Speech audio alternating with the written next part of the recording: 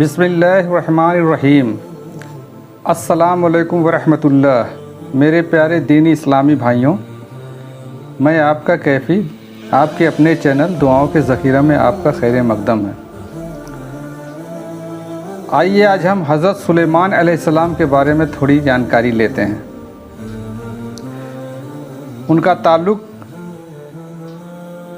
مسجد اقصی سے کیسے ہے؟ حضرت سلیمان علیہ السلام حضرت داؤد علیہ السلام کے بیٹے ہیں۔ ان کا نسب یہودا کے واسطے سے حضرت یعقوب علیہ السلام تک پہنچتا ہے۔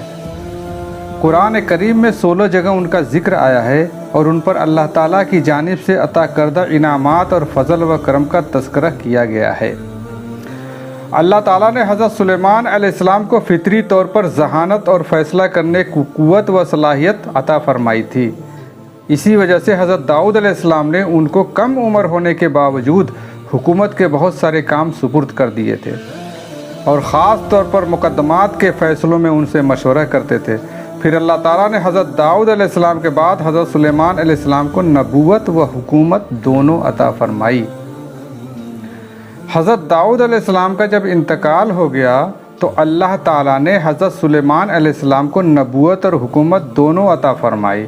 اس طرح وہ جہاں ایک طرف بنی اسرائیل کی دینی امور سے متعلق صحیح رہنمائی فرماتے، وہیں دوسری طرف وہ ان کی اجتماعی اور انفرادی زندگی اور ملکی انتظام کا فرض بھی انجام دیتے تھے۔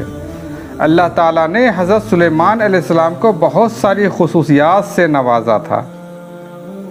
وہ عام انسانوں کی گفتگو کی طرح تمام پرندوں کی بھی بولیاں خوب اچھی طرح سمجھتے تھے۔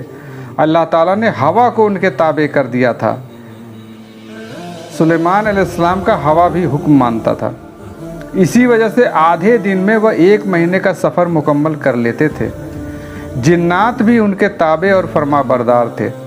جناتوں ہی کے ذریعے مسجد اقصی اور اس کے علاوہ دیگر عالیشان عمارتیں اور پتھروں کو تراش کر بڑے بڑے حوض بنوائے اور سمندروں سے ہیرے و جواہرات نکالنے کا کام بھی انہی سے لیتے تھے۔ مسجد اقصی کی تعمیر کے دوران حضرت سلیمان علیہ السلام کا 53 سال کی عمر میں انتقال ہوا۔ مسجد اقصی کی شروعات نیو آپ سلیمان علیہ السلام نے رکھی تھی اور اس کی تعمیر کے دوران ہی سلیمان علیہ السلام کا انتقال ہوا۔ حضرت سلیمان علیہ السلام کے زمانے میں قوم سبا پر بلقیس نامی عورت حکومت کرتی تھی، اور اس کی قوم خود بھی کفر و شرک و ستارہ پرستی میں مبتلا تھی۔ سورج کو اپنا سب سے بڑا دیوتا سمجھتی تھی۔ قرآن کریم میں ہے کہ حضرت سلیمان علیہ السلام کو اس صورتحال کی اطلاع ہدہد پرندے نے دی۔ حضرت سلیمان علیہ السلام نے ہدہد کے ذریعے ایک خط ملکہ کے پاس بھیجا جس میں اس کو اور اس کی قوم کو اسلام قبول کرنے کی دعوت دی گئی تھی۔ جب یہ خط ملکہ سبا کو ملا تو اس نے اپنے درباریوں سے مشورہ کیا، پھر چند لوگوں کو بہت سارے ہدیے اور تحفے دے کر حضرت سلیمان علیہ السلام کے برحق ہونے کی آزمائش کے لیے ان کی خدمت میں بھیجا۔ جب بلقیس کے لوگ تحفے اور ہدیے لے کر پہنچے اور حضرت سلیمان علیہ السلام کی خدمت میں پیش کیا تو آپ علیہ السلام نے واپس کر دیا۔ جب یہ لوگ واپس ہو گئے تو ملکہ کو اس کی اطلاع دیتے ہوئے کہا، حضرت سلیمان علیہ السلام کی حکومت صرف انسانوں پر ہی نہیں بلکہ جناتوں اور پرندوں پر بھی ہے۔ ملکہ سبا بلقیس نے حضرت سلیمان علیہ السلام کی شان و شوکت کا حال سن کر ان کی خدمت میں حاضری کی تیاری شروع کر دی۔ ادھر اس کے آنے کی اطلاع وحی کے ذریعے حضرت سلیمان علیہ السلام کو مل گئی۔ انہوں نے ایک وزیر کے واسطے سے پلک جھپکتے ہی ملکہ کا تخت شاہی منگوا لیا اور اس کی تھوڑی سی شکل و صورت بدل دی۔ جب ملکہ دربار میں پہنچی تو حضرت سلیمان علیہ السلام نے پوچھا، کیا تمہارا تخت ایسا ہی ہے؟ ملکہ نے کہا، گویا یہ وہی ہے۔ حضرت سلیمان علیہ السلام نے ایک محل تعمیر کرا کر اس کے صحن میں ایک بڑا حوض بنوایا اور پانی سے بھر کر اس کے اوپر خوبصورت شیشے کا فرش بچھا دیا۔ دیکھنے والوں کو ایسا محسوس ہوتا تھا کہ صحن میں پانی بہہ رہا ہے۔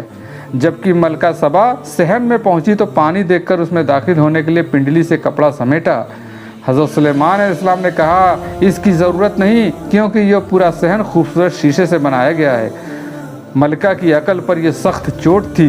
اب اس نے حقیقت حال کو سمجھا کہ یہ جو کچھ ہو رہا ہے وہ صرف ہمیں یہ یقین دلانے کے لیے کہ حضرت سلیمان علیہ السلام کو ایسی بے مثال چیزیں عطا کرنے والی ہستی ایک ہے۔ जो पूरी कायनात का मालिक है, फिर अपने कुफ्र व शिरक पर शर्मिंदा हुई और हज़रत सुलेमान अलैहिस्सलाम के दस्ते मुबारक पर ईमान ले आई। नाजरीन, ये थोड़ी सी जानकारी हज़रत सुलेमान अलैहिस्सलाम के बारे में थी। आप अलैहिस्सलाम की हुकूमत पानी पे, हवा पे, ज़मीन पे, हर चीज़ पे थी। जिन्नात भी इनका कहना मानते थे, हवा भी इनका कहना मानते थे और पूरे जानवरों और परिंदों की बोली को भी आप समझते थे। नाजरीन, ये थी थोड़ी सी जानकारी। आज के लिए इतना ही। अस्सलामु अलैकुम रहमतुल्लाहि व बरकातुहू व मग़फ़िरत।